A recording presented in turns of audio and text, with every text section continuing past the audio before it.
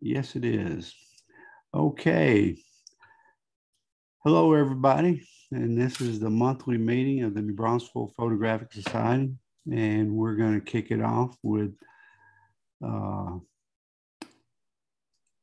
there it goes. Okay, good. I was worried the PowerPoint was going to mess with me. Want to welcome any new members. And Holly, is there anybody we don't know in here?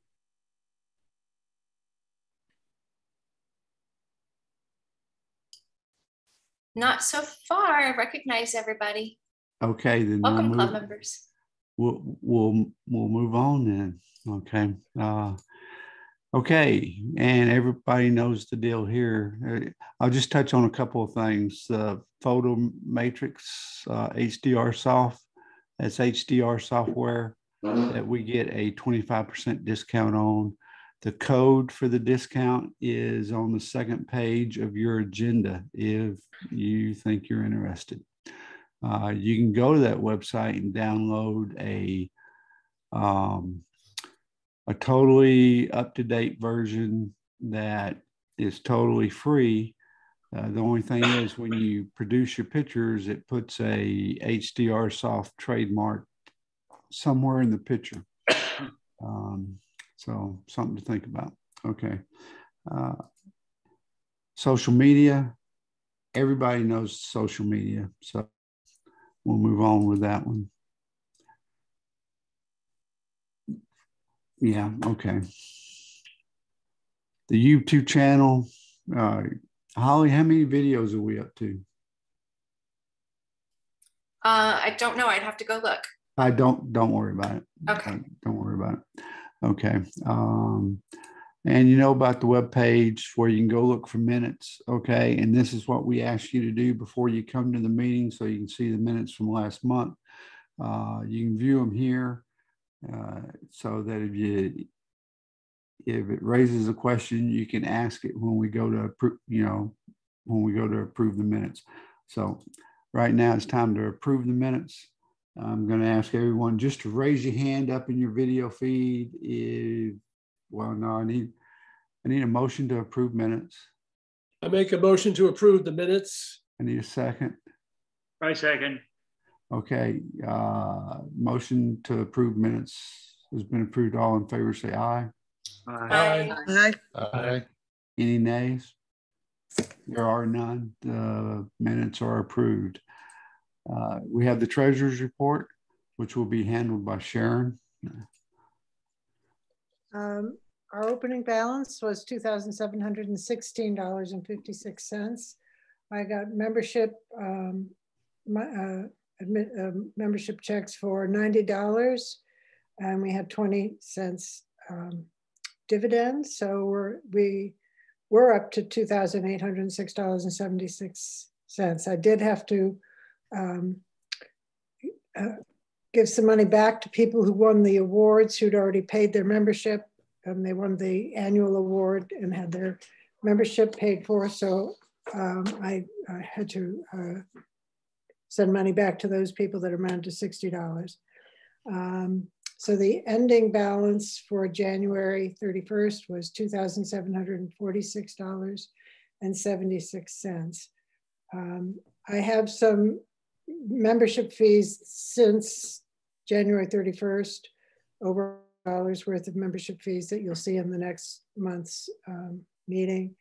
And I have a check to Greater New Braunfels Arts Council for our annual membership for $60. That check is outstanding. The other thing I want to mention is that I was finally able to get through to Amanda, Photo Pro Labs, and get the promo codes for our monthly award for the competition, the monthly competition. So I will be sending Jim Wild his promo code from last month, and whoever wins tonight's competition, I'll be sending those 2 promo codes out to the appropriate people tomorrow or the next day, within a couple of days. I will say when I talked to Amanda, she was concerned that we've given away 12 $25 promo codes, but she's received very few back. So she's concerned that people aren't using the promo codes. I'm concerned too, because it cost me $300, which you will also see next month. It cost me $300, it cost us $300 to purchase these promo codes. So if anybody from last year has lost their promo code, doesn't remember the number, wrote it down somewhere, doesn't have it, let me know. I can I have all the promo codes from last year. I can resend your promo code. You have the rest of this year to spend it. You don't have to spend it on enlargements. You can spend it on anything that they do. So if you want to get a keychain for your wife with your picture on it, instead of getting an enlargement or something, that's fine. Just please spend the $25. That's all I'm saying. Okay, that's it. If anybody has any questions. I just wanted to ask a comment about that. Yeah, I remember from last meeting too. Perhaps since there's not a lot of print competitions going on, meaning in-person type stuff, and we're not printing much like we're used to, maybe that's not a valid reward for most people these days, meaning they're not going to use it. So would something like an Amazon gift card or a gift card to B&H, something where they might be able to use more so than print? And I know we want to support Digital Pro Labs because they support us, but maybe that might be the reason why we haven't used that. It seems like we're wasting money because quite honestly, I thought they gave those to us. It was a donation from them. I didn't know we were paying for them. We paid for Sharon, I'll take that. They gave them to us for a long time. And then last year, I recommended to the board that rather than us go out to a company that was hard hit by COVID, okay, and Right. asked for a handout, that we should support that company while they're trying to get back on their feet. And so we bought, that was the first time we ever bought the gift cards, okay? Okay. And then we, as a board, decided to do it again this year, all right? And then as we move into next year,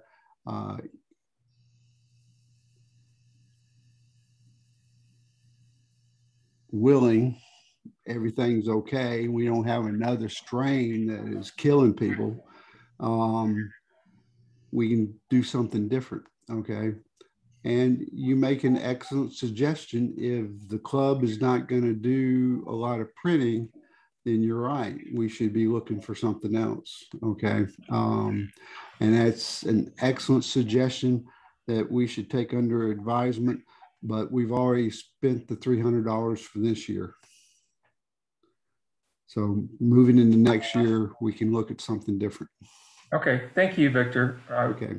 for that. All right. Okay.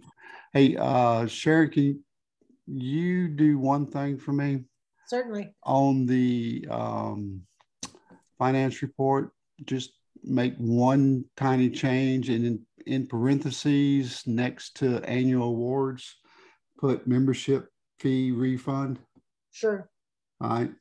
Rather than looking at, we went out and bought something else as well, because next month you're going to have annual awards, $300, right? Well, I could write Digital Pro Labs. Okay, that'd be great too. All right. Okay. All right, club business. Okay, the first order of business is the Greater New Braunfels Art Council, an update about what's going on with them. They're having a Meet the Artists art mixer on the 24th of February. It's a Friday from 5:30 to 7:30 p.m. It's at the Grave Auction House located at 210 West Mill Street. For anyone that goes, there's a $5 donation fee that includes one beverage and a snack, and they'll be passing out goodie bags. I don't have no idea what's going to be in the goodie bags, and it's family friendly. Okay. And we're going to have 3 artists at the event showing some of their work. Okay. I know Eric is one, and I have 2 other people that are said they were interested. I'm waiting for them to send me something as to what they might have to show at the show. Okay. And Victor, yeah, I'm sorry to interrupt. I made a mistake. February 24th is a Thursday, not a Friday. really? Yeah, I'm sorry about that. That is my mistake. Okay. Thursday then. Okay, February 24th, Thursday. All right. If the other 2 artists come back to me and say they don't have anything framed ready to go, is there anybody here that maybe didn't get the word that might be interested in going to the event and having a piece of work up?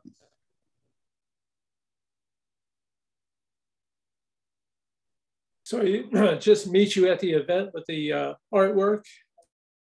Yeah. I'll send you the details, Ralph. And the artists that are going to be displaying at the event, we can get in a couple of hours early to set up. Okay. And right now, there's some miscommunication. I just got an email today that says we were expected to provide 3 photographers with 3 pieces of art each for 9 pieces of work. But the email between me and the council's president, Felicia, she said space was limited and asked if we could limit it to 1 piece of work per artist. So I have to go back and confirm that the 3 of us, me, Felicia, and whoever sent out that last email, given the timeline and that we could get in early to set up, are on the same sheet of music. Okay. I hope to have that worked out tomorrow or the next day. Okay. So would you be interested, Ralph? Yeah. Okay. All right, great. All right. Hey, Victor. Yes? Victor. Yes. Yeah, I might be interested. What size and how do they have to be mounted? I mean, Well, I was first told easels, so I went out to Michael's and bought some easels, and I bought 9 easels because that was the first thing I was given. Then they came back and said 1 work of art per artist. So I have plenty of easels to go around. Okay. so instead of it being framed, it just needs to be like mounted or put on a. It could be, but framed would be nice. Okay. Something I know you're a print yourself, so I'd say at least 13 by 9 framed. Okay. Okay. Yeah, I think I've got some things I could probably bring 1 if there's only 1. Yeah. Okay, great. And Victor, you can add me to that list too if you need. If there's so many people, I'm glad to do that, and I have some frames. Hang on a second. Let me make a note here. Yeah.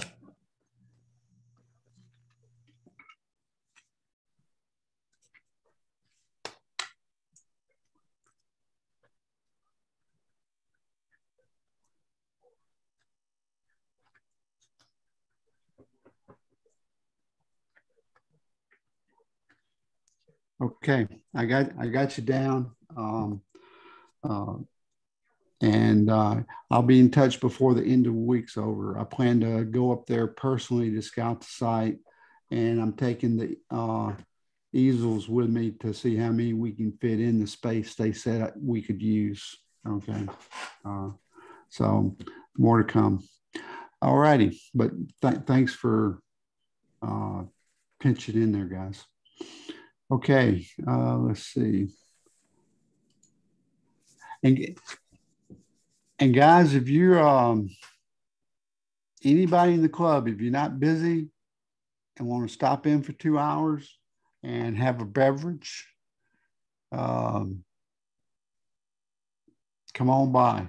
Okay. The more people we have there, and there's going to be lots of stuff to look at, just not, you know, we're just going to be a small piece of it. So, okay. PSA Interclub competition.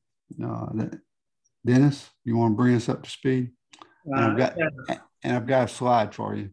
Okay. We just finished our second round of the interclub competition. We have one more round to go for the year. That will be in April.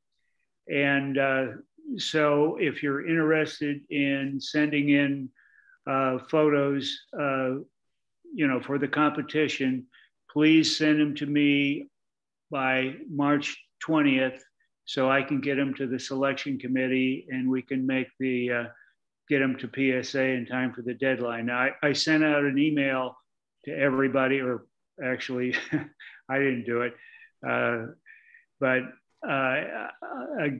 giving all of the, you know, the whole, all of the criteria and everything for the competition. But if you have an image that you think is, you know, you would like to present, if you send it to me, I'll make sure it gets to the selection committee. I sent out all the requirements for the sizes and everything, but that isn't really that important because whatever the ones that are selected, I'll go through and make sure that they have they're properly sized and everything. So March 20th is when I need those pictures. How many can we offer? Can you what? How many images can we send you? Well, you can send a number of images if you want. The selection committee can only pick 6 images, and it can be only 1 image per person that gets selected. But if you want to send 2 images or something, that's fine. Okay. Okay, and I've got a second slide for you, Dennis. Okay. I have to put my life. Oh, yeah, these were the, for the second round, these are the photos that we sent in for round 2. The deadline is actually tomorrow, so they're not going to be looking at them until sometime next week, and we'll probably get results back hopefully before the April round, but they don't always work very quickly. So it may be May before we actually get the results on the second round back. Okay. Hey, I'm a back up one, Dennis. Okay. Oh no, not yet. My question for you is on the next slide. Okay. All right, this is your slide as well, Dennis. Okay. Yeah, this month's, well, actually, this is last month's photos were judged by Michael McGuire using the same scoring system that we always send to PSA, a 3 to 9 point system. The comments were put out on Facebook, and Gary Potts is the judge for the ones for tonight, and he was very quick. He's got the critiques and everything back, and I believe they're going to go up on the website or on Facebook after tonight's meeting. And he's a pretty well-known judge. He judges international competitions all over the world. He's way up in the hierarchy in PSA. So he may be a tough judge, but he should be a fair judge. Okay, so those results are back. Yeah. Okay. Can you do me a favor and send me a copy of those? Oh, yeah, sure. Okay, thanks. Okay. Let's see. Did Daryl ever make it in? No, he did not. He's still trying, but he's not here Okay. yet. All right. Hey, Ralph, you're still displaying at the Art League, right? Yes, that's right. So can you take this next slide for Daryl? I'll try.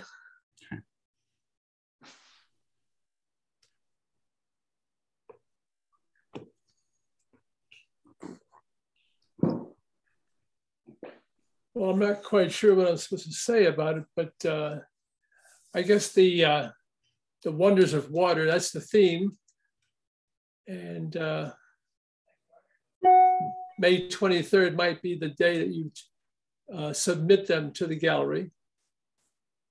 And when you submit, there's a fee for three is the maximum, and that's about $30. It is $30.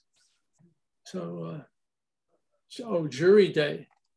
That's if you're a prospective member and you want to join and be a displaying member, you've got to submit 3 pieces of art, all of the same genre, on June 4th, and they will evaluate it on that day. Okay, so I see that Wonders of Water is for displaying or non-displaying members. So if someone wanted to participate in that, they would need to join, right? I believe you can join, or you can display something for the competition without being a member, but a non-displaying member. Yeah. I'm a little fuzzy on the details there. So Okay. Well, I think you have to be a general member of the Art League in order to display most of the time, except there's 1 or 2 a year. okay. So, but yeah, I know you can't display if you're not in the general area, not for the monthly competitions. You don't have to be a displaying member. right, but you have to be a general member or whatever they call it. Yes. Okay. All righty. So Wonders of Water is the next competition. If you're a member, you probably already know about it. If you're not a member, then you might want to think about joining if you're interested in participating in that competition. And then if you have any interest of displaying at the Art League, then jury day is when you need to submit your work. Okay. Okay. And we have additional calls for entry from A. Smith Gallery, Forgotten and Trees, March 28th and April 4th.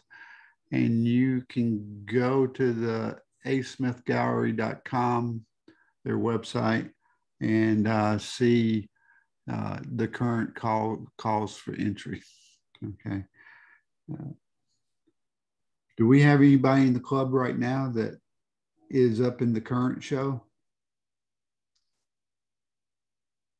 No? Okay. Open discussion. Okay. Let's see.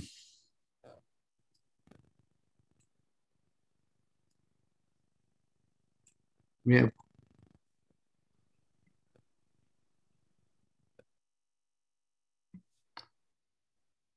Can y'all still hear me? Yes. Okay, great. We got quite a few people in here tonight, so rather than me going around to each one of you, is there any open discussion that we need to talk about? Just one note from me. This is Frank. Okay, Frank. Sorry, I went to the San Antonio Botanical Garden a couple weeks ago, and they changed their policy. They no longer allow tripods or light stands or anything like that. So I was told to take my tripod and put it back in my car, and then I had to handhold any kind of photographs I was taking there. So that was pretty darn disappointing. But just heads up, if you go down there, manage your expectations and don't try and take in a tripod. That's too bad. They've always been pretty good about that. I guess we've had a couple of photographers give them a hard time.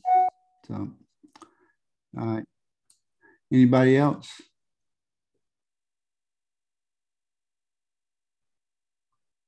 Nobody? Okay, I've got one thing. Okay, and that's the with the Greater New Braunfels Arts Council and the New Braunfels Library. Okay, we're going to team up with the two of them to do a kids photography tournament. Okay.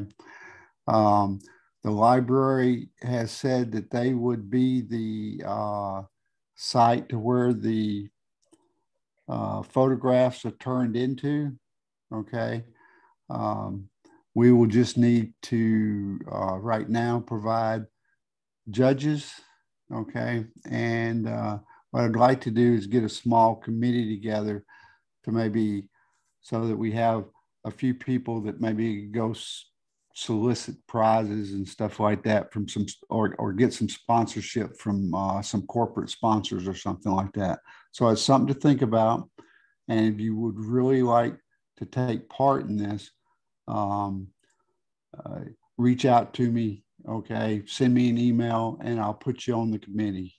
Okay, but I see it as a great chance, especially because the Art Council has their fingers in the school system, okay?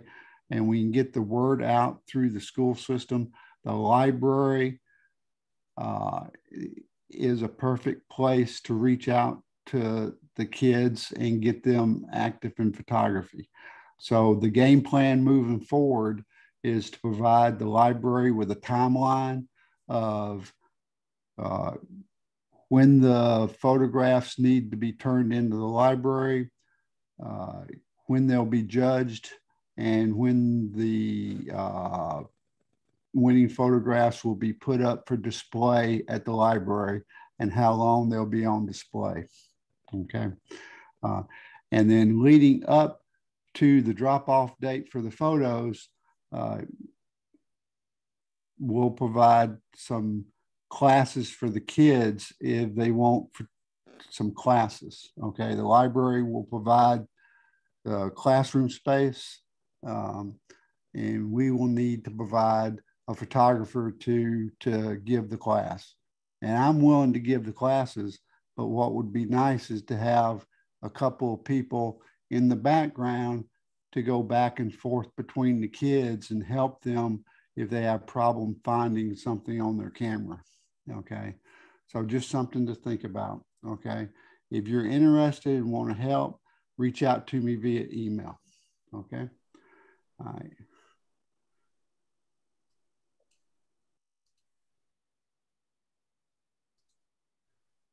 Okay, now it's time for photo review. Okay, the assignment this month was black and white. So 2 minutes is a give and take kind of thing. Okay, don't worry about the time so much as long as we're getting good feedback on the photo. Okay. All right, so the assignment photos. Artist choice. That was last month, right? Yeah, that's COVID brain. Sorry, I missed that. Okay, I missed it too when I went through and did a dry run. Okay. Yeah, this slideshow is over 90 slides. It was a lot of content I managed last week. Yeah. Well, sorry. Well, thanks for getting it out. I mean, it's awesome. I mean, okay, so Tony's here, right? I'm here. Can you hear me okay? Yeah. Okay. So tell us about I it. had a little COVID brain on this one. So it's not at 1104 highway, it's at 1044. So I was just out experimenting with the new camera and walking up and down the street, connecting streets and that, and looking at some of the still existing farmland and that. And it was out on right at sunset. So I took it, and then it was a color photo, and I did convert it to black and white. So any feedback would be appreciated. Okay, well, I'll give my cent and a half first, and then anybody else that wants to jump in can. From my perspective, I think it's a really good shot in the fact that the clouds, they got drama to them, okay? And it looks like there's movement, okay? What I would have, well, one thing just to my eye, it appears to me, what I'm looking at is that the horizon is a little off. It's a little high on the right side, at least to me. Okay. And then I would have the big tree on the right, that seems to, take prominence in the photo. Would have liked to have seen the shadows lightened a little bit right there. Maybe get a little more detail up in the upper level. Down the lower level is fine. It's in that upper level where the trunk seems to fork there toward the top. And then maybe just a little bit more of that tree, because it's the predominant feature in your foreground right here. Of course, those trees over on the left complement it very well. I especially love that tree that's bending over backwards. But that's all I have. Anybody else want to chime in? I think the tree is dark because the exposure was more for the clouds. So the camera saw the brightness, so it darkened everything else, which was fine for the landscape. But if you're trying to see the detail in the tree, it's going to be a hard battle between the two. You have to do perhaps HDR, or HDR would be the best way to do both. Okay. Anybody else? There are a couple of, it looks like maybe boards that are on the lower left, right by the tree trunk, lower right by the tree trunk. I might clone those out because they're a little bright. I'm not sure if they're, wooden slats or something, but they're a little lighter in the foreground. So that would be my only suggestion, other than what's already been suggested. Thank you. Okay. Aspens by Sharon. This was taken at the Grand Tetons. And I love the aspens. They were pretty yellow at that time, but also I love I'm from Maine, where we have the birch trees, and they remind me of the birch trees, except they're straighter. So I just took this picture. The flowers and the grasses were kind of pretty too, but I really wanted to emphasize the aspen trunks. And I thought black and white was a good medium for that. I took the picture in color, of course, but changed it to black and white to kind of play on that, the bark of the trees.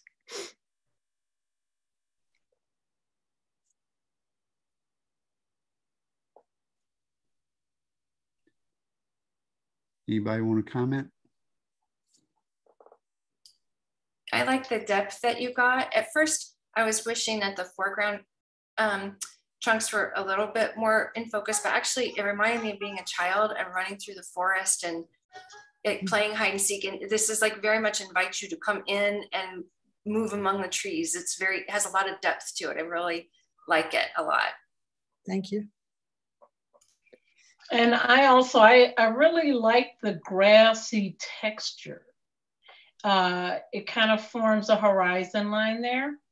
And then the background is the dark background lets that foreground of the grass pop.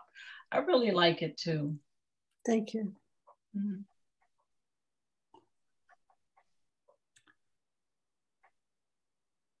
It's a really nice photo, Sharon. It's on my bucket list when I get out to Colorado to shoot the aspens, and because I want to do some ICM using the aspens. So, right. Beautiful spot. There's a lot of nice photo opportunities out there. Okay. Okay. Melissa. Hey. So I was trying to find something unusual, just specific for this black and white. So these are charcoal pencils. Who knew that charcoal pencils also came in white? Because I'm not an artist, or I don't draw. But so I just put these together with I did a whole bunch of different layouts. Some with like just black on one side and white on another side with alternating backgrounds. But this was the one that I ended up liking the most, just to kind of emphasize the darkness against the light. And I'm pretty sure that I did a lot of alternatives using, black and white, using different modes on the camera, HDR and other things. But I think I ended up choosing one that was just in color, and converting it to black and white ended up being brighter than what I was able to do with some of the other stuff.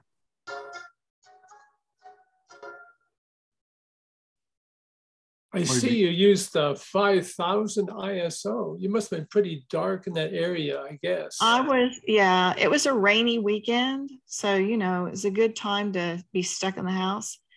So I had all the lights off, and I was trying to not have a bunch of reflection on it. So I had the lights off and the window blinds down. So yeah, I was having to use a higher ISO just to be able to get everything to show up the way I wanted it. Am I reading this right? It was a 3-second exposure? Yeah. So you on a tripod? Yes. Okay. I had a tripod. I had everything on the floor. I had to tape the pencils down because they kept rolling around. And so did you experiment with longer exposure times? I did. I experimented with a lot of things. Okay.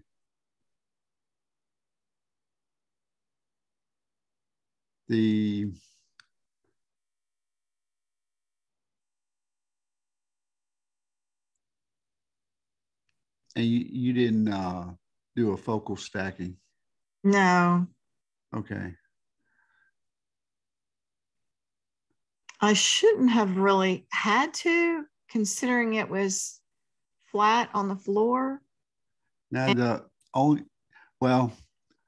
I love the texture in the wood where just below the tip, right. You can see it's been, sharpened.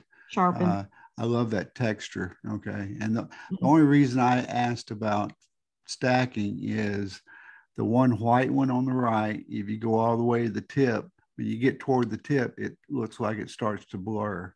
And I noticed the same thing on the black one on the right, which has a flatter tip. As you get to the tip, it looks like it starts to blur. But that might, I didn't notice the ISO. That might be ISO noise instead of sharpness that I'm picking up on. Yeah, maybe. It's not as easy as, you start working on a project and you think, well, this should be easy. Right. And it's never easy.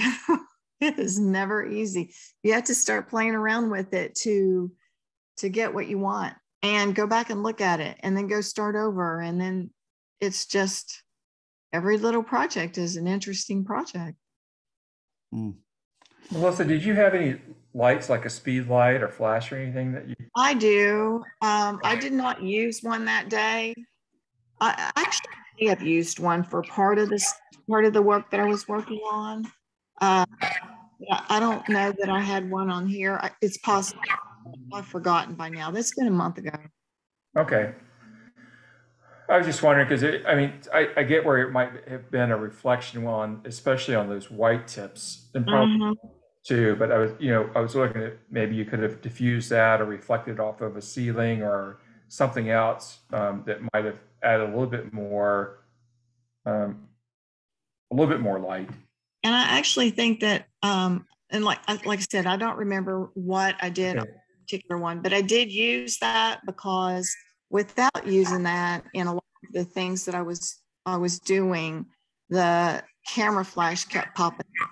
So I had to introduce some light to keep that from happening.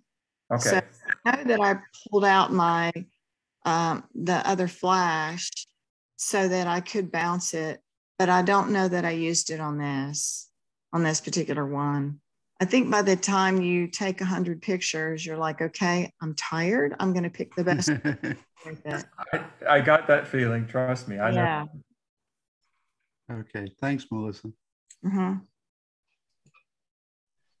Okay. Butterfly in Black and White by Holly. Yeah, this was just in the backyard, actually in November, I think. It's crazy how late we had insects around this year. And I really debated on, I didn't have anything new to shoot. I didn't have the energy for it this month. So I just kind of went back to find something that would look good converted. And I thought the butterfly was yellow in real life and stood out really nicely against the background. But the flower stem is out of focus and that kind of ruins the whole thing. So I should have either just chopped the whole flower stem out and recomposed with just the butterfly and the blossom, I think, looking at it now. But I think the conversion, it was a good conversion to black and white. I don't know. Well, I really love your macro photography. I mean, I enjoy seeing everything you put up. Okay, everything you just said, I agree with. Okay, you're right. The stem is out of focus, but the blossom itself is not. So I think what you said about cropping it down to where you took the stem out of play, because the butterfly to me is right on. Okay. And it is, what color did you say the butterfly was? It was yellow and the little spots were brown and black. Okay. And I love the eye.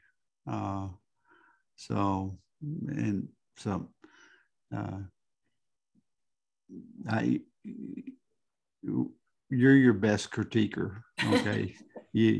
I think you nailed it. Anybody else have anything you want to share with Holly? I think it's a great image as well. And I wonder though, if you were going to take and crop it so that the stem wasn't there, if you rotate it to a landscape orientation, how that would look as I try and turn my head. I'll give it a try. I can always add a little bit of space to the left of the butterfly to balance it, so it's not just this tiny little skinny up a vertical picture. Right. Anyway, just something to I'll try it. I've done that before. One of my favorite butterfly pictures of all time is one that I rotated 90 degrees. Right. All right, cool. Thank you. Okay. Okay, Eric. So I was playing with Calla Lily that I had bought, and I'd done several pictures of it, and just decided to crop in and actually not center it, just to kind of let that edge go up and curl around, and like the way that it converted, because in color it's you'll see it in a little while what it looks like in color, but I like the black and white brings out the texture and the veins and that kind of stuff in the flower.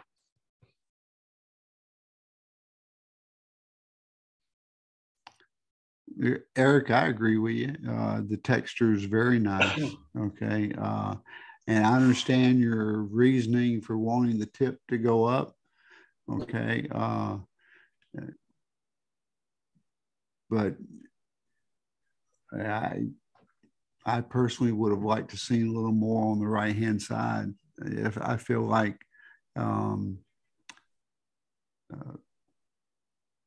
I'm missing out on something, and you still got room up there in that top left corner to push that curl up in there. So, but I understand when you have a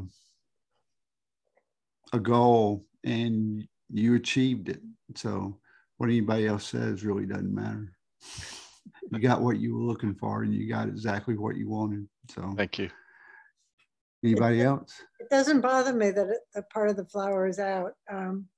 I enjoy nature, and every little piece is, you don't need the whole flower sometimes.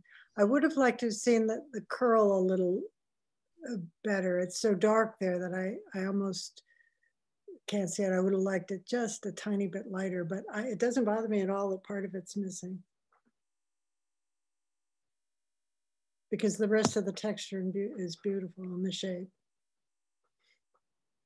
Thank you. I like the S curve that you kind of got. It's very sensual, which is perfect for a flower photo. I love it. I think it's beautiful. I like how the back side of the flower with the kind of white striations going up the back of it almost look like it's backlit or kissed by light there. And then you've got this really dark edge. I think it's just lovely. Thank you. Nice job. Super.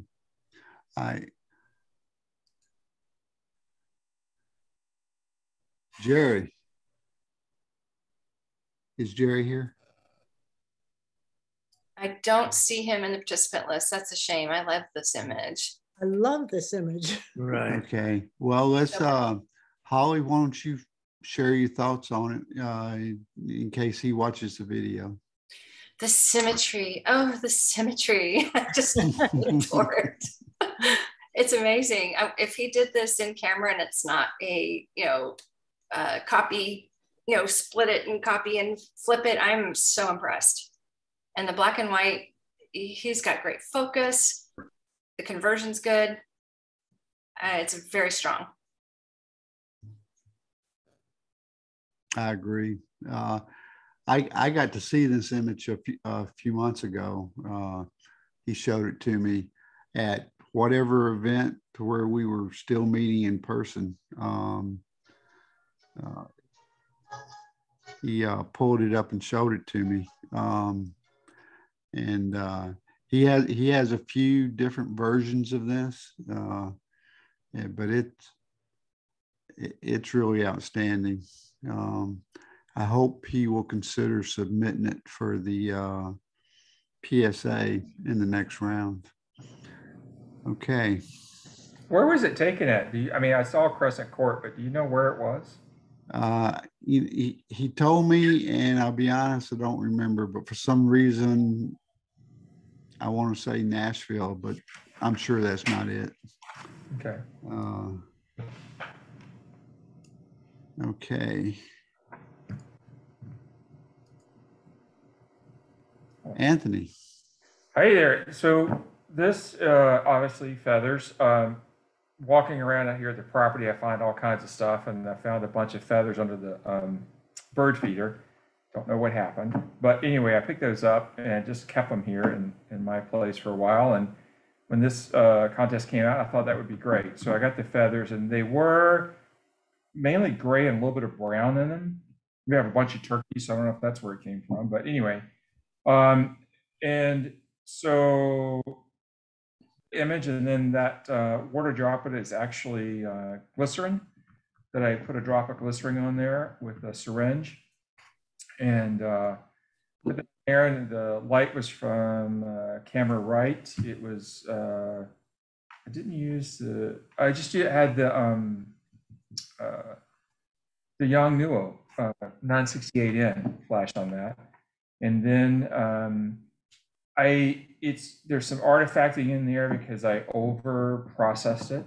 And I noticed that after I submitted the image, so I'm redoing it now.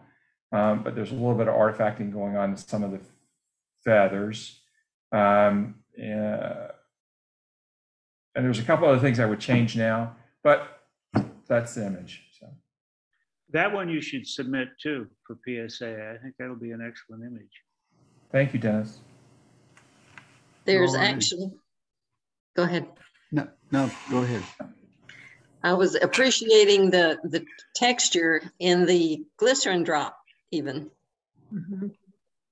Yes, thank you, Patricia. That's one that I call it a spine. I don't know what it is. I'm not a bird person, but the spine of that, I was trying to line that glycerin up so when that reflection was in there, it would be a perfect alignment. And I almost got it perfect, but I thought it would look good. And there was some thought, in my opinion, about taking some of those I'm gonna call them catch lights, especially on the back of that drop, and removing those, but I didn't do that. I just left them in. So I think it's good. Thank you. Okay.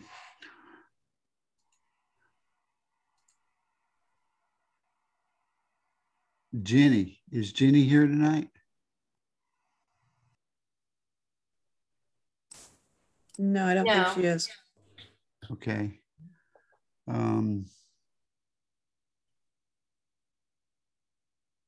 Well, I'll just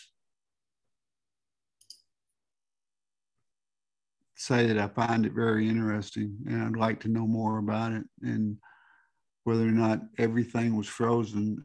Looks like at the very tips of the ice hanging down that it's softening up or warming up, might begin to drop. I don't know, but I kind of wanted to know what that was in the center,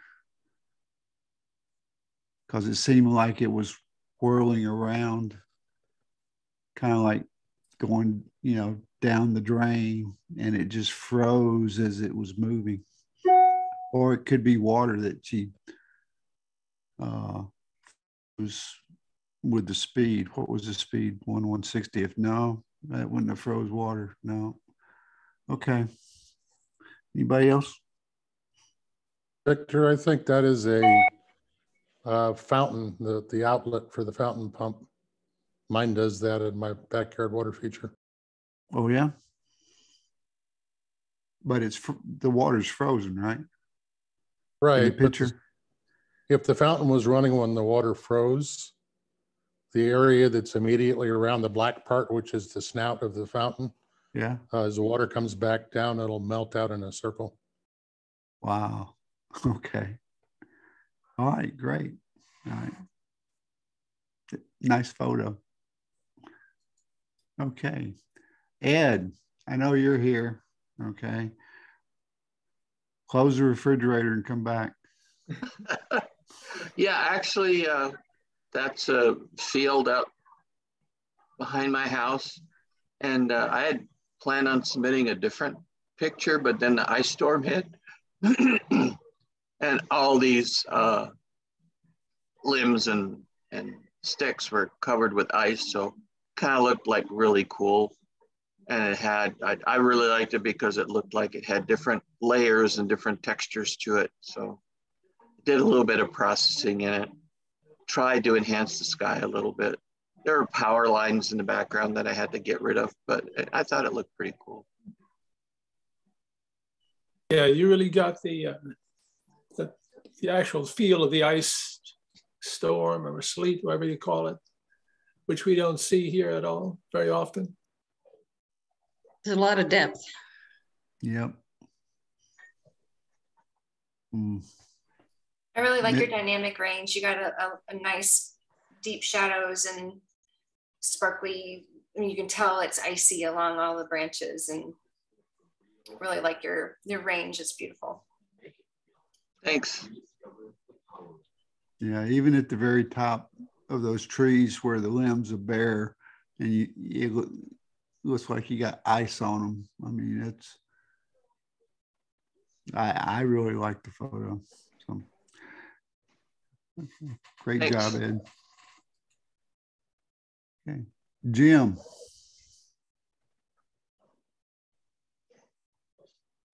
Well, this is the photo that I took, that I submitted last time, was one of the missions on the San Antonio missions. This one is at Mission San Jose, and I was taking a picture of my kids in front of the church over to the left, and I just looked around and I saw the shadows of the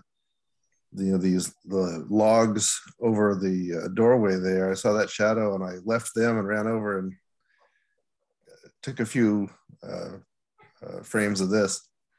I just liked the shadows and the geometry of the shadows of those 4 posts up there, and the rows of the rocks and in the doorway.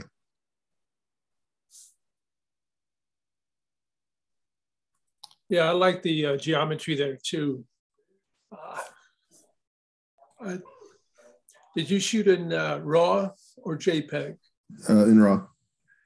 I would have liked to see the light texture brought down a little bit to get a little more, at least a little bleached out. But it's a great image though. That's the rocks and everything, just a little bleached out. Mm. And I also liked you can see the shadow of the rocks on the doorway there, where where the light's hitting at the rocks on the right-hand side and throwing that shadow. Yeah. And that leads to great detail on the door. Yeah.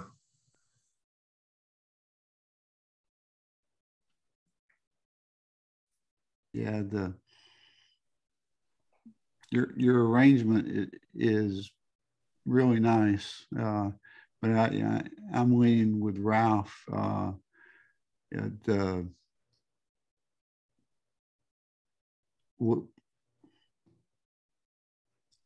I think darkening the really white part down there at the bottom would help. But as you look around, you see so much detail and everything.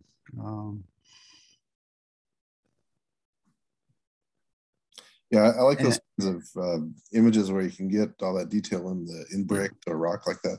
Yeah, and I think for me, this would fall into almost a high key category. Mm-hmm. Yep. Okay. All right. Thanks, Jim. Thank you. Patricia.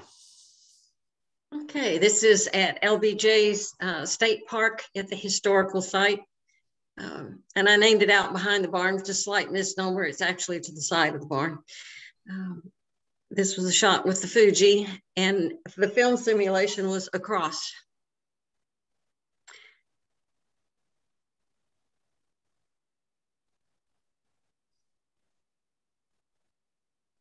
So what was the film simulation?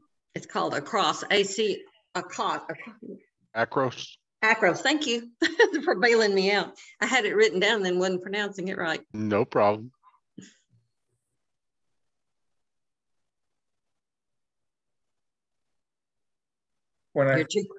You're too quiet. Tear it up. Well, are you still shooting JPEG? What do you mean? Still? No, I've been shooting RAW for a long time. Well, but I guess, okay. So when you say the film, did you select that in camera, or was that the film simulation? Was that in Lightroom? No, I picked black and white. I shot in black and white, but then I picked this particular filter. It is one of Fuji's film simulations, and I did that.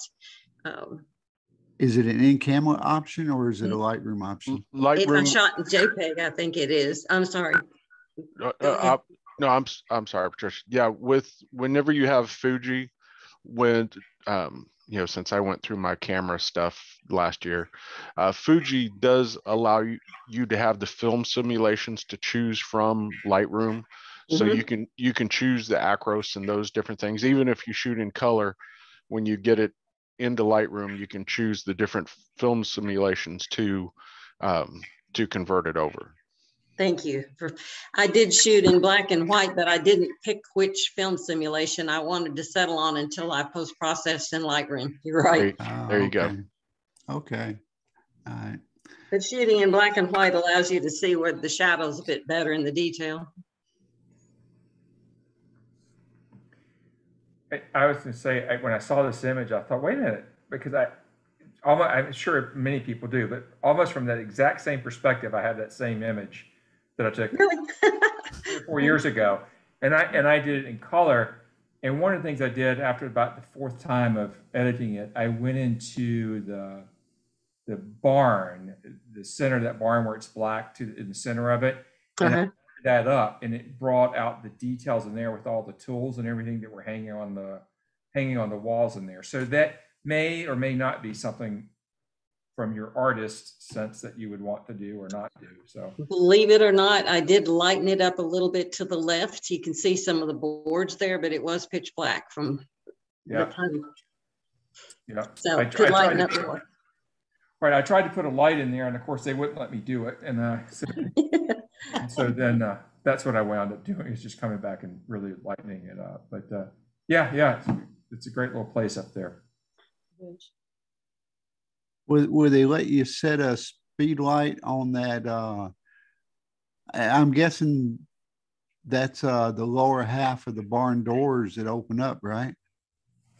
Well, it's kind of like a cutout in there, Victor, and they're barn doors. I have to look in there, but it's a workshop inside of there, and they have all the antique tools and all that stuff inside of there. And I didn't ask actually about putting a light, setting it outside of there and shining it, because I didn't have, which could have been an option. That's very sure. I just was, my mind, I was going to put my light. I just had the flash. I was going to put that flash on the ground or lower and on the other side of that wall, that half wall, and have it illuminate that area. And they said no. Of course, I asked permission and they told me no. So. That was your first mistake. Yeah, I know. I probably should have done it, but I should have probably done it. But that's true. I could have just set it on the outside and shined it in there, and I didn't even. I got down that tunnel vision of it. No, it has to go inside. So I didn't think about that. But what I was going to say, that's a good image too, Patricia, because I have, Thank you. Yep. I like the tin roof, the way you see the contrast, and the patina seems to come through. All right. Thanks for sharing, Patricia. Certainly. Frank. So this is a palm frond at the botanical garden.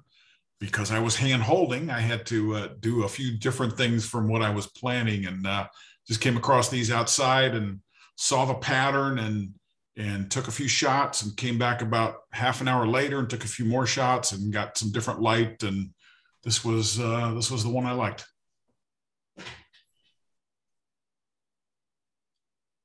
Well, I like it too. I love the way it comes from the top right down. It just, or just anywhere you look, it just draws your eye to the top right. Thank you. So nice detail, nice shadows. Just a quick question, Frank. Would they allow you to use monopods there? A good question. I didn't ask. I was kind of mad at them, so didn't think to ask that question. Understand. Well, what I'm going to do is use my monopod as a cane as I walk in. That's all you need. It's just a regular cane with a 1/4 20 screw on the top, and you're good. That's right. Where there's a way, there's a will. Yep. Okay. Sandy. Yes, I was at the Living History Farm with Patricia that day, and we had a lot of fun. Spent about 2 hours shooting all around the place. And so I decided to do the interior shot for my black and white. This is inside the house structure where they have the kitchen and that sort of thing. And I used the Nik Silver Express Pro to do the black and white conversion, trying to emphasize the age of everything there. One of the things I really appreciate about this is the lighting was very harsh at that time of day. So when a door was open, you were fighting that. And that looks really sharp, Sandy. Thank you. Sandy, did you move any jars? I think it's very interesting that there's one on the very top and one on the floor. No, I did not touch it. I was afraid to touch anything there. I would have thought you didn't, but I just think that's kind of interesting that it's composed that way. Yeah. Wasn't putting you on the spot or anything. No. I love that image. I really love it. Is nice. Very nice. And what'd you do to use your board to make your borders? Oh, that's one of the presets in the Silver Effects Pro. Oh, really? Borders?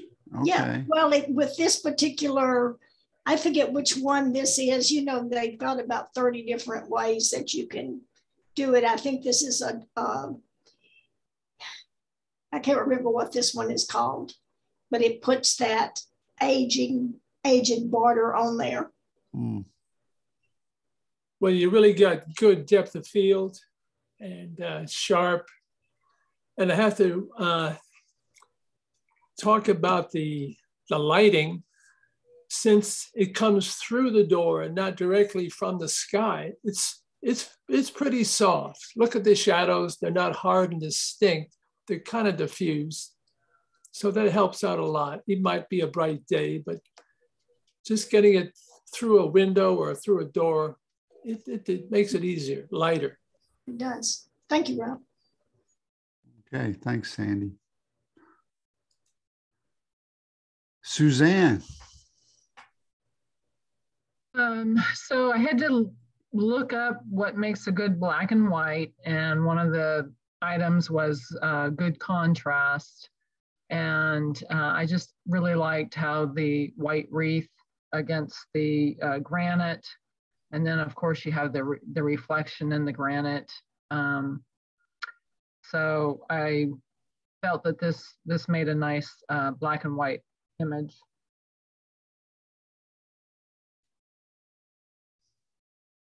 You're just about, a nice. Go ahead. You're about 90% there. You could have actually got a more black by adding a little more contrast than what you had. It's a really excellent start.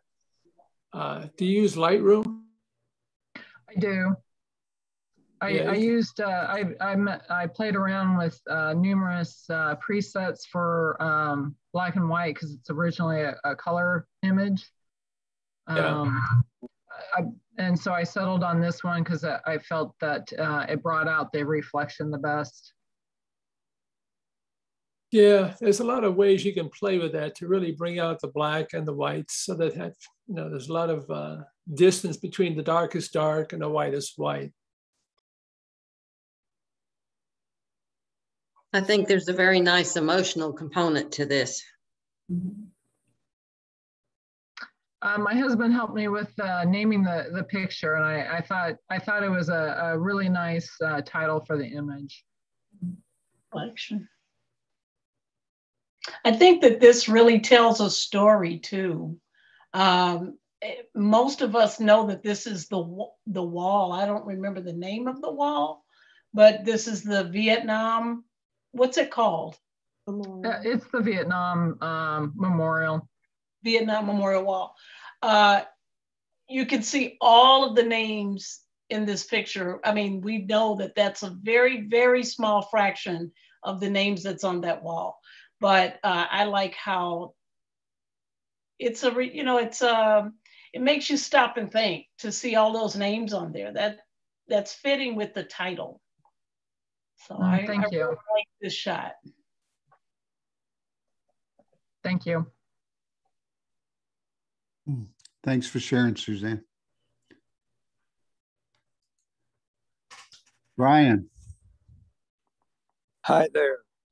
Well, strong window light coming in one morning, and I love the contrast of the from the mini blinds gave those vertical stripes. So played around with it and came up with this image. Well, we know I'm a fan. Yeah, well, I thought it was yours, Eric. Yeah. We all thought it was yours, Eric. And when I saw it, I thought it was yours. Good job, Brian. Way to fool him. Yeah, I just forgot to put the coffee in, Eric. It's all good. I love it. Thank you. Ditto. Yeah, it's very interesting. Very. Yeah, it's really good repetition and circles.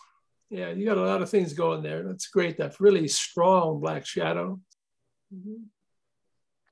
Thank you, Ralph. Okay. Thanks, Brian.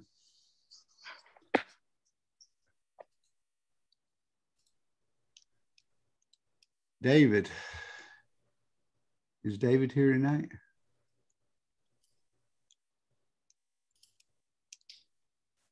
I don't think so. Okay. I don't see him in the participant list. Okay. Yeah, this is something that got a lot of attention. We don't see this type of thing in Texas very much in our area. So seeing all the ice on the trees is interesting to a lot of people. Yeah.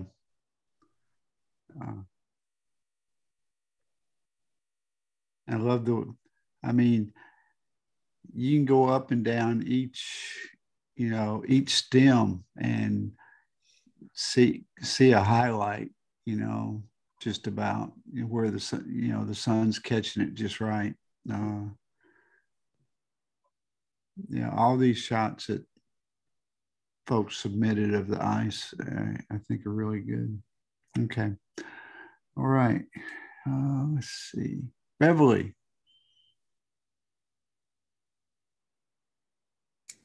Okay.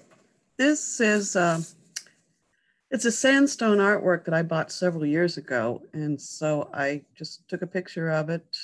I think the sandstone has some nice textures.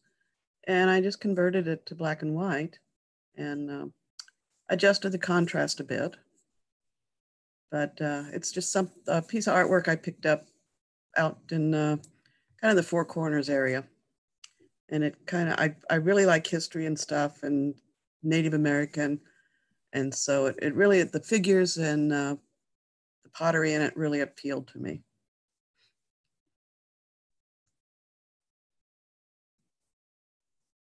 Yeah, that's some great artwork there.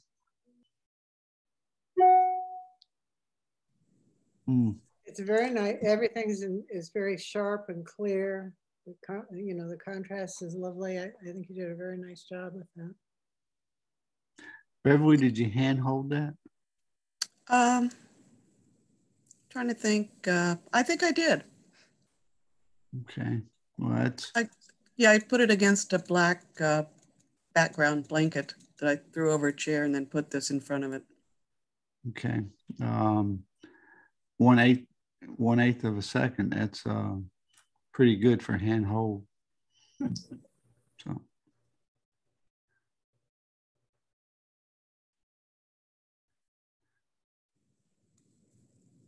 All right. Thank you, Beverly. Thank you. Barbara. I haven't had a chance to be out a whole lot the last 2 or 3 months, but I had gone to Fisher Park, was walking around, and this egret flew over to the fishing pier, and I quickly tried to grab something before it dropped its wings. And it was pretty busy in color, so I liked it a lot better in the black and white. And so I decided this would be my submission. You did a great job. Looks good, sharp, good contrast. Yeah, nothing wrong. Background is blurred just right. I love the detail, and the tail feathers are really nice. You can see the layers of feathers on his wings too, or her wings. I don't know how to tell the difference either. But if you look down, you can even see the gnarly toenails. Yeah.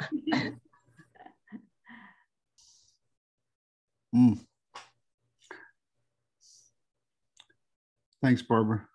Yeah. Dennis. Cool. Yeah, well, this is obviously in Washington, D.C. on the mall, walking around there, and I tried to figure out a way to take a picture of this thing, since it, you know, all it is this piece of concrete sticking up. But then I saw this person walking up the sidewalk. I thought that was a good leading line. I had to work a little bit on the monument itself to bring out some of the bricks, so you could see the texture in that. But it's simply a simple shot of the monument.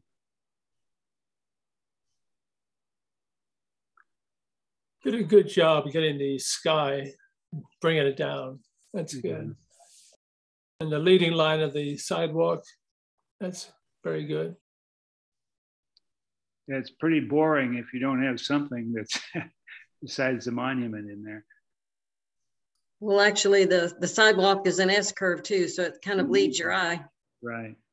Dennis, I might actually lighten up the sidewalk a little bit to be a little brighter. You would what? Lighten the sidewalk to be a little brighter. Okay. Oh yeah, okay. I can do that.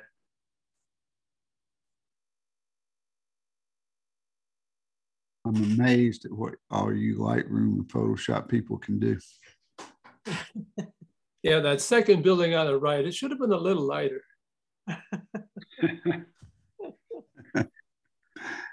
Oh, me. Okay, thanks, Dennis. Yeah.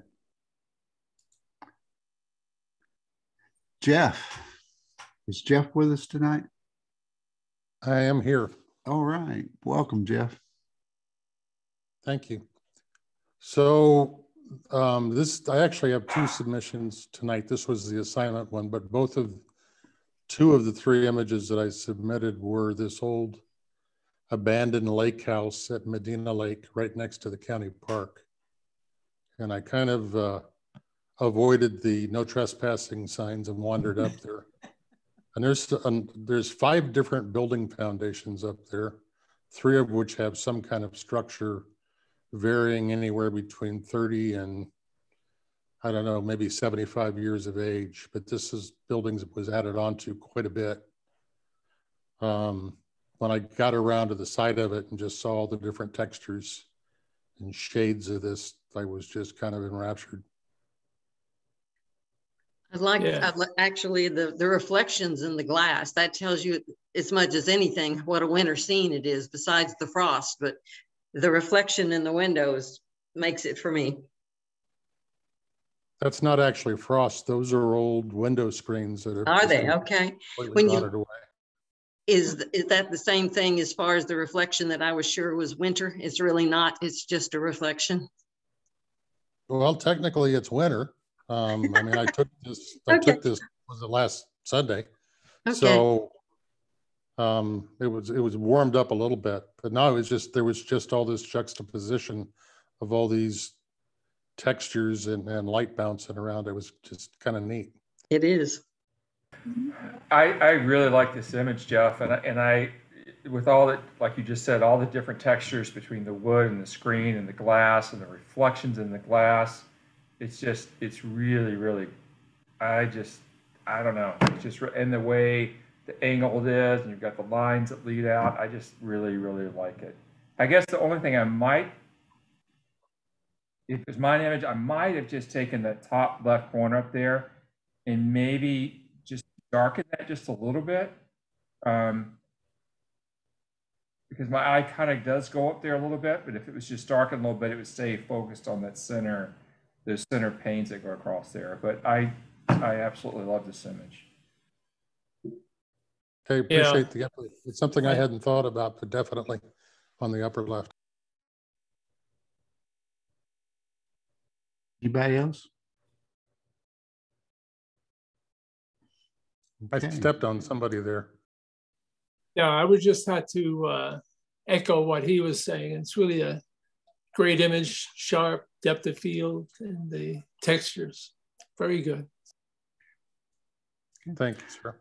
All right, thanks, Jeff. Okay, Ralph. Okay, this is about a 4-shot stacking to get some sharpness as I look back into this bush. It was in my backyard. That's a crepe myrtle, a very small one. Okay.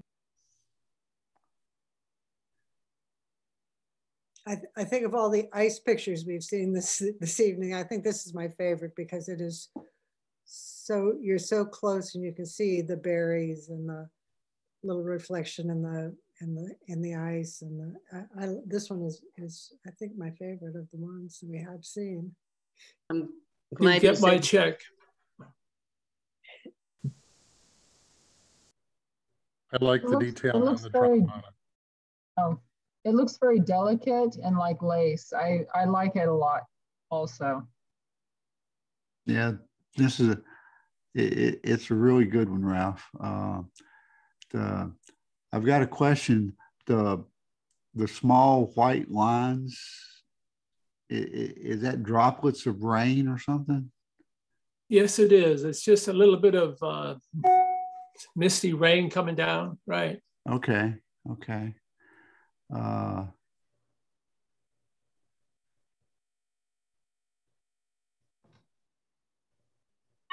But it's an outstanding photo.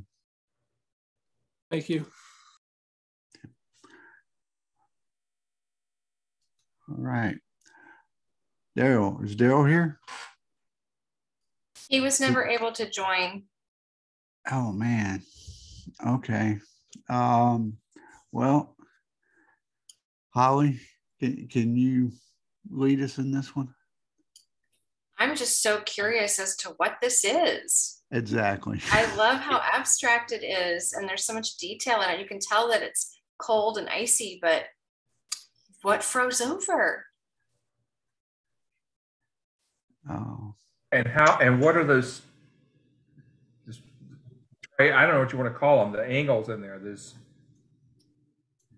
crystals. Yeah, the crystals. Yeah. You know, it looks like it was a can or a top or something circular that was on the ice that was removed. And when they picked it up, there's the frost that's underneath, or the crystals that developed underneath that circular shape. That's why I think it is. Wow. That's a neat crystal, and I think they broke the Volkswagen logo making it, but it's very. Oh my gosh. Okay.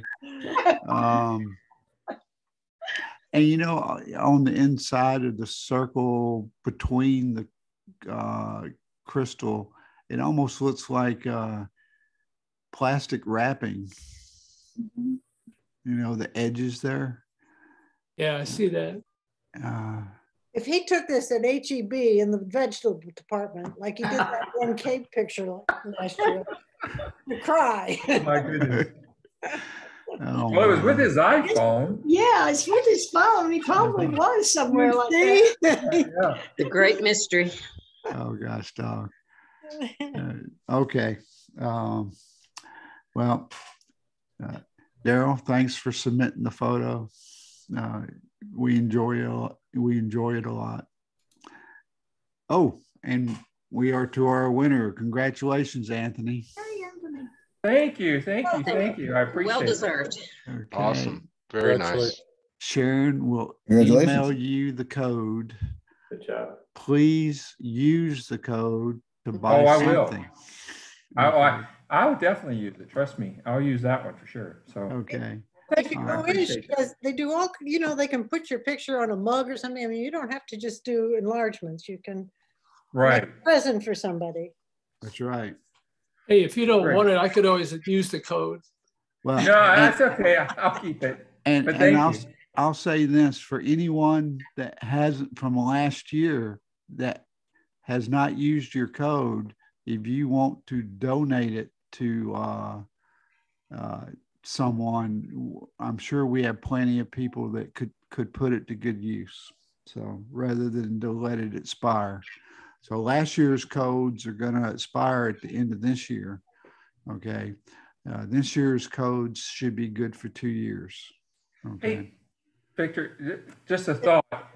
Yeah. It's for 2 years from when you were awarded it. So if you were an August person, it's 2 years from August, not from the beginning of the year. Oh, okay. That's good. When you got the award. That's good info, Sharon. Thanks.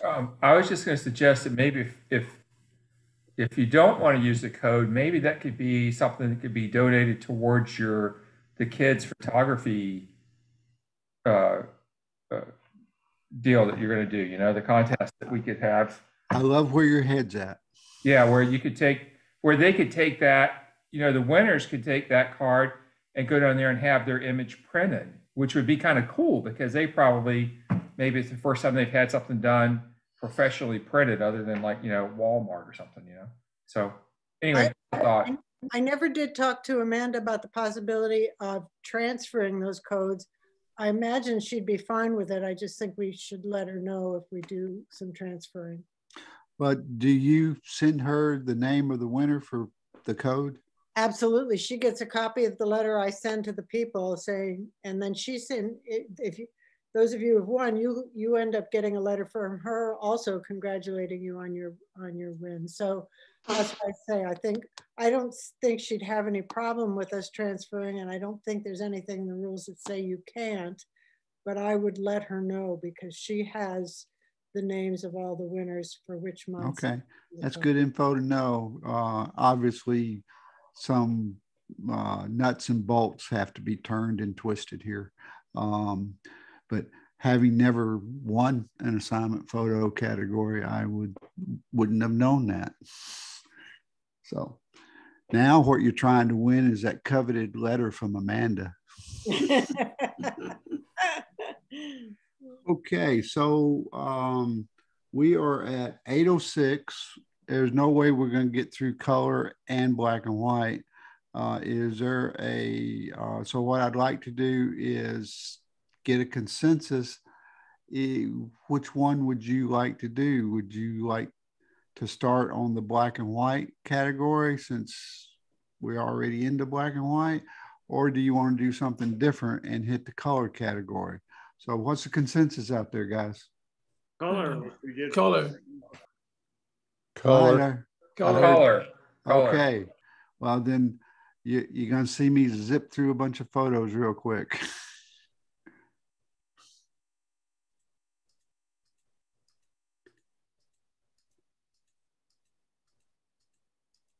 Oh, I have to stop on this one. Who's it? Brian?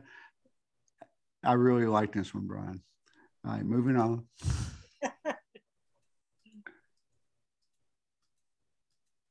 All right, color. Here we go. Tony.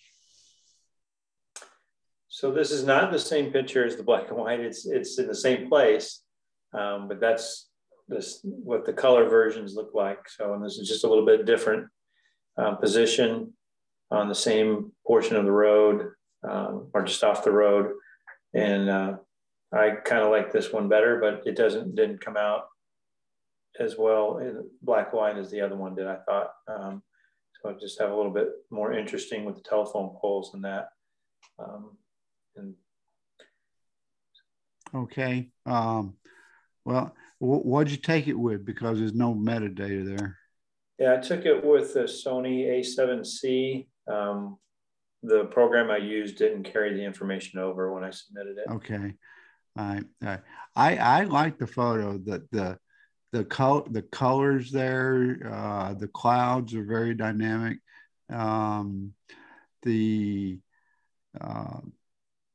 only thing for me, and I feel like I'm hitting a dead horse tonight, but the horizon looks a little off, and that first telephone pole on the right hand side, it doesn't look straight.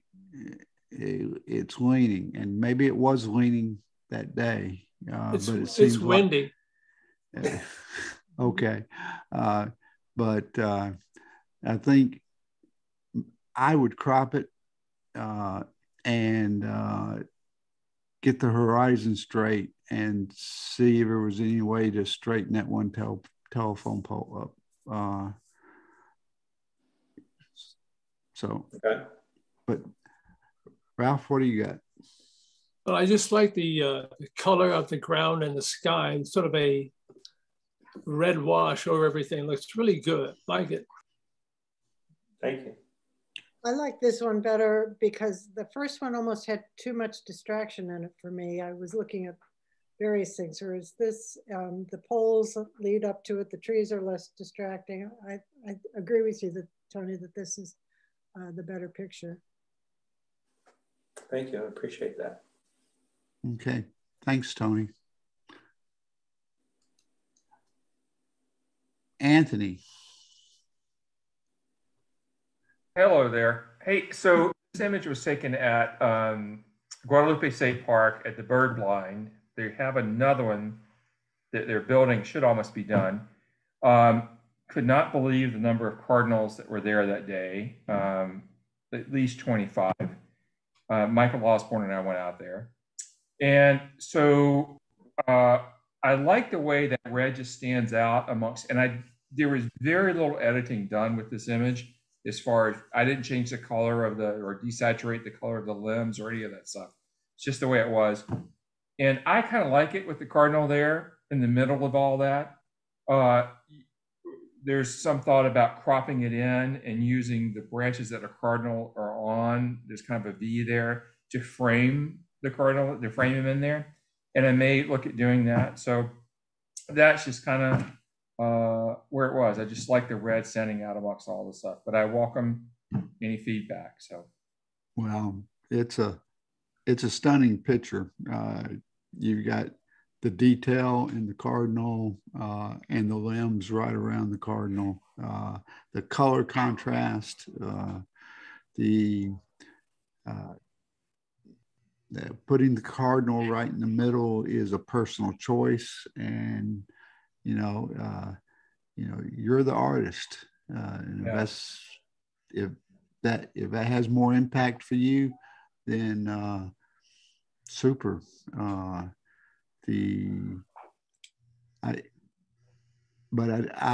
do think cropping it down some, because that small negative space you got to the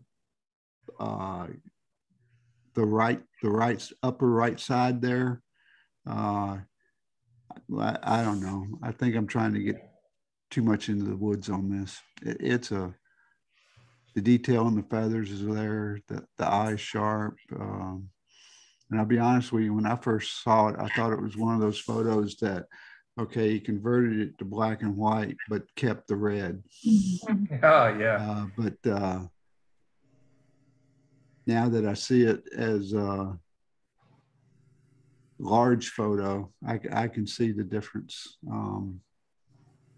First time I saw it was when I went to our website and looked at the gallery, because I don't have Facebook now, so I can't go there and look at them. Right. Okay. Well, thank you. I appreciate it. Anthony, this is Tony. I really liked it because I'm from St. Louis and haven't seen hardly any cardinals down here, other than logos on cars and caps. So I appreciate it. It reminded me of home. Thanks, Tony. I'm from North Carolina, and we have cardinals all over the place there. And it reminded me there, I was just blown away at the number of cardinals that were at this place. Yeah, so it reminded me of North Carolina. So I was real happy with that. But thank you. I appreciate the comments. Thanks. Y'all can come to my house. I have tons of cardinals at my feeders. Do you? Yeah, I'm building a bird in the woods behind our property here. I'm building I'm in the process of building a bird feature that's going to have, it's going to be elevated with a water feature and that'll be great. Other stuff. So I'm doing that in the middle of this clearing that we have in the woods behind our house. So it's gonna be nice. I just got to continue. That'll be great. Yeah. I bet you'll get cardinals. I have at least 5 pair in my backyard. Yeah. Wonderful, wonderful. Just need the right environment. Yeah. Okay. Thanks, Tony. I mean, Anthony. Sure. Frank. This was at the Botanical Garden again, and was trying to hopefully have something, some butterfly or something land close to me, because I only had my 60mm with me. And sure enough, this one dropped right down in front of me on that flower, and I got a few of it, and it went away. And I said, thank you. Well, it's a great job. I mean, there's great detail in both the flowers. There's detail in it. Is it a butterfly or a moth? It's not sure. Probably more like a moth, but don't know. I defer to Holly. Holly, what is that? I think it's a moth. I think it's called a skipper, but don't quote me on that. I'm not sure. Okay. Okay, we won't quote you, but you are the resident expert. Next time we want genus and species, okay? You got it. But, it's great color contrast. The background is phenomenal, the way it blurs for you, okay? And I don't know if those are stems or whatever, but those blurred out stems that kind of take your eye from the bottom left up to the top of the flower and the moth are just, I like it a lot. Well, thank you. So this was learning for me is this was toward the end of the group, because I had a few where that background wasn't looking like this. It was the fence and the bricks and all that. And I just stepped a few feet and turned a bit. And then I got this with a better background. And with no tripod, I might add. And with no tripod, yeah. It's amazing. Okay. And it's always about perspective. So, yep. Okay. Okay. And Daryl's not here. Okay. So, Holly, you want to do this one? It just is a happy image, all the bright, vivid color, and getting to see a little glimpse of another country's way of living, all the flowers. And I love seeing the laundry out on the lines too.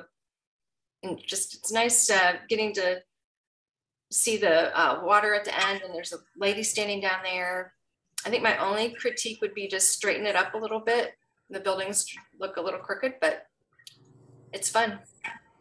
Yeah, especially as the sidewalk takes your eye down to that lady at the very end. Looks like she's about to hang something, or I'm not sure, but yeah, the buildings on the left and the right tend to tilt more, go up and start tilting to the right, but you feel it. It's as you're going down, you feel like you're tilting to the right. Just as a point of interest, this is in Italy. It's just a little ways outside of Venice towards the island of Murano. Thank you, Ralph. All right. Eric. All right, so there's what that Calla Lily actually looks like in color. And obviously all I did was take this picture and crop in for the black and white. So that's not much else to say other than, the colors are pretty vibrant on the actual color version. I think the curve in the stem is one of the things that makes it most attractive. The colors are a little bit muted, which really makes it, for me, it's really a beautiful shot. Thank y'all. Yep, I like this composition. I think just that curl, I would have liked to have seen just a little bit more there in the upper left, but this is just gorgeous. Thank you. It's beautiful. Yeah, great texture and color. Okay, thanks, Eric. You got it. Sandy. There's not too much to say about this. It's one of the vistas at Caprock Canyon State Park. I was camping there back at the end of October. There's so many gorgeous things to see there. It's kind of hard to know. I think this was taken fairly late one afternoon, and that's about it. How long ago were you there? I think it was end of last October.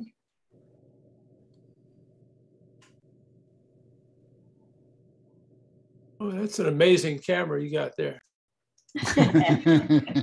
Yep, it's pretty good.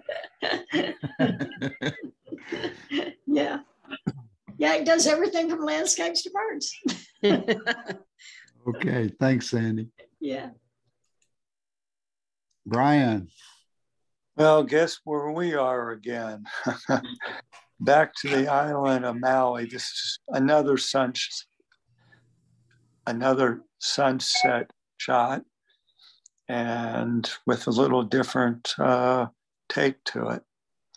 Some photographer, as you might be able to, I don't know if you can tell in the small image, but the guy standing is holding a camera. Yeah. And I thought he would balance out the single palm tree. Yeah, the colors and the background and the silhouetting is really very complimentary. It is. Thank you, Bill. It's surreal. So thank you, guys. All right. Thanks, Brian. And David, he wasn't here earlier, right? Is he here now? He is not here. No. Okay. All right. Holly, can you give us a few comments on this one in case he watches the video? Sure. I really like the movement of the grasses and how you can tell this sudden ice storm just weighed them down like mid-wave, because you can still feel them trying to struggle against the winds that were coming in with the storm. And the color's good and the little sparkles of ice are good.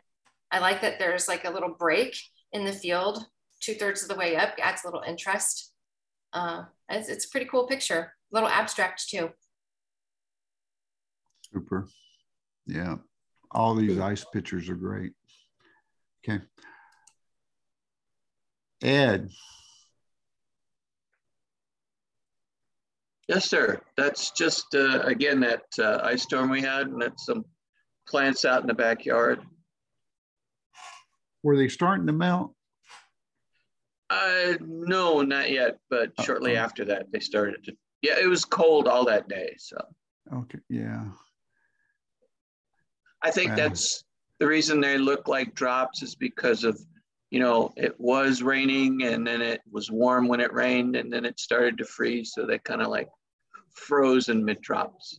Yeah. Well, when it was rain, you know, it accumulated and built up. Yeah. But this is excellent. Look like you took a whole jar of that, I don't know, that stuff Anthony used and poured it on the tree. Oh, glycerin. Yeah.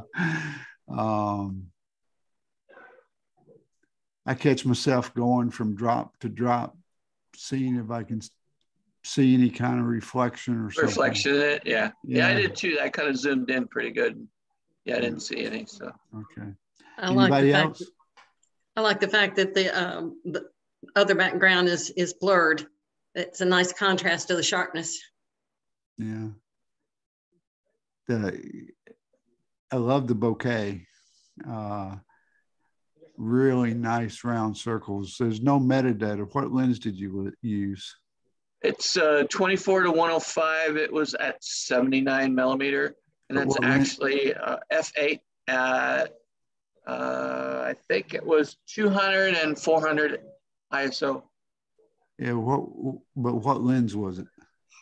It was a 24 to 105 Canon L series on my Canon RP. Oh, okay, okay, yeah. So the blades on that lens are nice and round when they close down. Mm-hmm. Yeah, yeah. You don't get that boxy shape. Okay, thanks, Ed. Mm-hmm. Jim.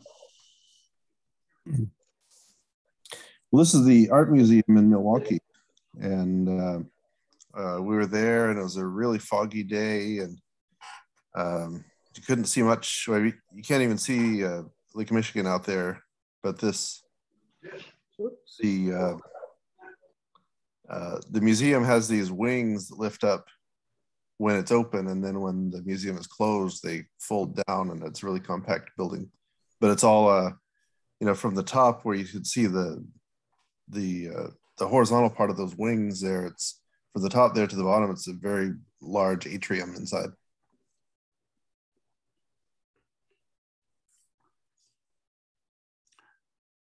Well, when I first saw it, I thought it was maybe, a walkway to an aquarium that was on the coast somewhere. Yeah, I guess that's the fog and everything. Yeah, this is a walkway over the street below, and then it goes right into the like an upper floor of the museum, or kind of like midway up the atrium. And there's some stairs that go down inside. Okay. Anybody got any comments? Yeah, I've actually been there, and it's actually pretty impressive. The wings are supposed to represent, I believe, the sails of a big schooner, because it's right on the lake. Right. Yes. Yep. So when you go inside, you can actually kind of like see them spread out because of the big atrium on the inside. It's a very cool place. Beautiful art museum. All right. Thanks, Jim. Thank you. Beverly. Okay, this was in South Dakota, and it is actually called the Needle's Eye. Obviously, you can see kind of the needle, but we were out there in September, and I thought it was kind of neat. Everybody was looking at the tunnel, thinking that was the Needle's Eye, but it was actually behind us. But it was in the afternoon, so the light's kind of harsh, but I thought it's kind of an interesting rock formation. All right. It is. And for me, it's educational. Yeah, you got good perspective. And the lighting is not too harsh. Whatever you did, you got the contrast down. That's good. Yeah, I had to do the contrast, and I had to take out a couple of reflections in the sky from the sun. But it's an interesting place. Oh, did you get lens flare on this shot? Yeah, and I kind of cropped most of it off, but I had to actually take a little bit out of the sky. All right. Great job. Thank you. Okay. Thanks, Beverly. Welcome. And Jerry, and he's not here, right? That's correct. He's not here. Okay. Well, for me, I think the photo is super. I love the reflection. I love the fact that he caught the trees as well as the building. The color contrast is there. The detail in the sky. And when I first saw the reflection, I thought, oh, well, it must have been a slow exposure, but it's not that slow. It's only 1/10 of a second and I thought slow exposure because the reflection was so clear, but it's not. But you can tell there's still running water over there past the reflection that you don't get the reflection in. So I'm not sure how that worked, but I really liked the photo. Anybody else want to give Jerry some comments that he might take home if he watched the video? I really enjoyed the color in this one, and then the reflection. It's eye-catching. Okay. All righty. I was just gonna say, I'll go back. I was just gonna say, that reflection is amazing in that water, considering when you look on the other side of the spillway, you see that the water is actually going over there, and how crystal calm it is, and you got that reflection in there. I just think it's amazing. I really like it a lot. So, okay, thanks, Anthony. Mm-hmm. Barbara. Yes.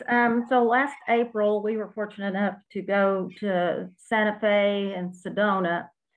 And this is actually where many of Ansel Adams and Georgia O'Keeffe's pictures and photos, most famous ones, were taken. So of course, we had to go there.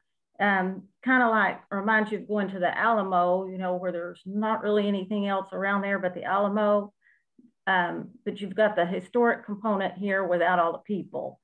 So my black and white was the back side, and I try to emulate Ansel Adams on that. So I thought it was just fitting to do the front side and do it in color.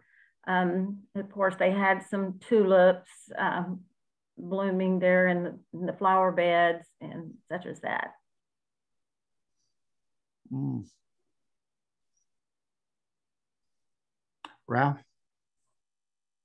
Well, you got good color, perspective, sharpness, great shot. Would have been nice to been there where Ansel Adams was. Nice work. Everything's very sharp. It's so funny. I've lived in Santa Fe twice now, and all these things and some of the things that Sandy and Homer posted, I've never been to, and I'm like, crazy. That was way before I was into photography, and so now it's just like, man, I need to go back. You got to go back. I need to go back there and visit, and quote, visit friends. Yeah. for I want a to place go back. to It's one stay. of those places you just want to go back to as often as you can. Yeah, and stay with them because I'm visiting them. Yeah. But I'm visiting them, you know. Hey, Anthony, when you lived there, did you go to the Georgia O'Keeffe Museum? You know, I did not. Oh, man. The first time I lived there, in order to afford to live there, I was working 4 jobs. And I just didn't have time for much of that stuff. Okay. The time I went there, these guys were paying me a ton of money. And it was a lot of fun. So I got to do a lot of different things, but I didn't go to the Georgia O'Keeffe Museum. I did not. No. Okay. Well, if you get back, you need to. Okay. Yeah. Sharon. Oh, this is at Port Aransas just a month ago. At sunrise, we went down to take a picture of it. It has the pier coming in from the side. I like the color and the waves. The waves weren't real wavy. They were kind of stillish, but I thought they were pretty and the color was nice. So. Yeah, I agree with you. The color's nice.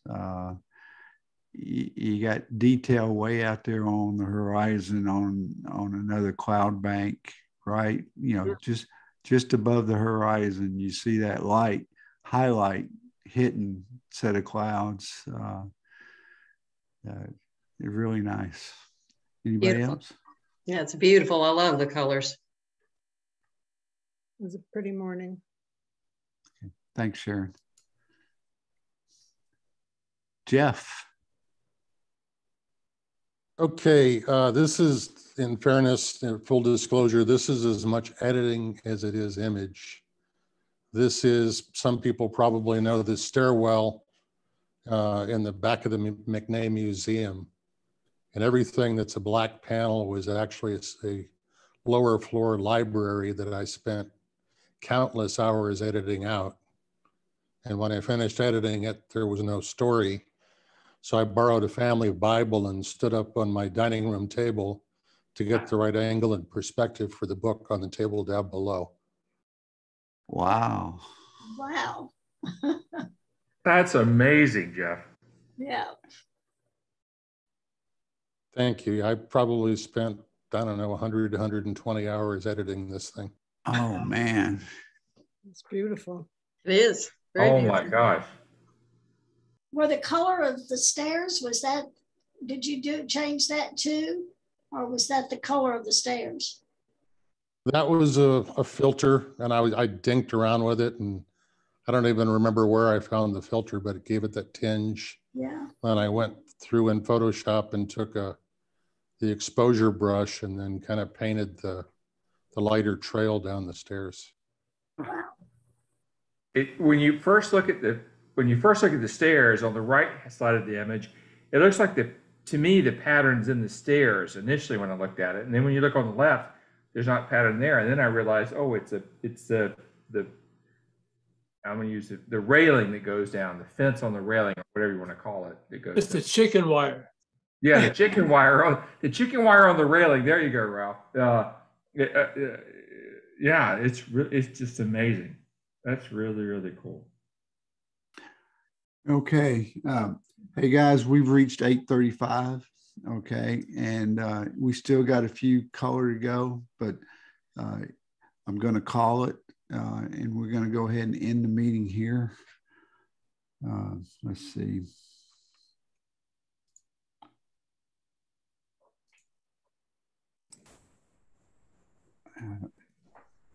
I'm having a brain cramp. I don't know how to do this right now. Oh, there it is. Okay.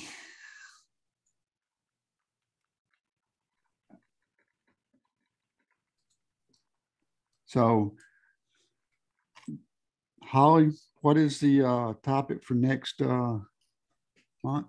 Next month is food, and images are due Sunday, March 6th. Okay. And I just want to throw a note out there for Canon shooters. I got a thing from B&H today, and the Canon 70 to 210 f4 lens is on sale for like $400 off. I think the price is $300 and something. I have that lens for the two Canon cameras that I use for the kids' photography, and it's an awesome lens. It's on a build quality of the 70 to 200 2.8, except it's a solid f4 all the way through the focal range. So if you don't have something in that category and don't want to spend the $1,800 to $2,000 for the 2.8 version, get the f4 version for $300 and something. But it's designed, it's not for mirrorless, it's for SLR. Okay, so and the sale price still goes for a few hours. If you got to act on it tonight if you think you want it, if they got any left. Okay, all righty. Anybody got anything they want to share for the good of the group?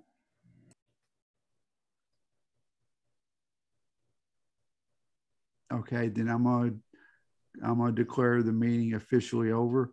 And for those of you that come out to whenever I post a Wednesday coffee, there won't be one this week, but there will be one next week. Okay, so we'll have that, and I will send something out before the end of this week, later in the month, I'm going to sponsor a field trip to Wembley. Okay. Oh, perfect. Great. Be looking for that. And last thing I have is on the 26th of February. It's a Saturday. I'm teaching a teen photography workshop. Seats limited. If you know, the workshop is free. Okay. If you've got a budding grandchild or child that's into photography, and you'd like for them to, have one of the seats, just send me an email. But do it if you're interested, do it as soon as you can, because like I said, the seats are kind of limited, and once they're gone, they're gone. And it's going to be, like I said, Saturday, 10:30 to 1:30. They would need to bring their camera, but they need to bring a sack lunch as well. Okay. Right. All righty. Enjoyed seeing everybody. Bye, everybody. Good night. Good night.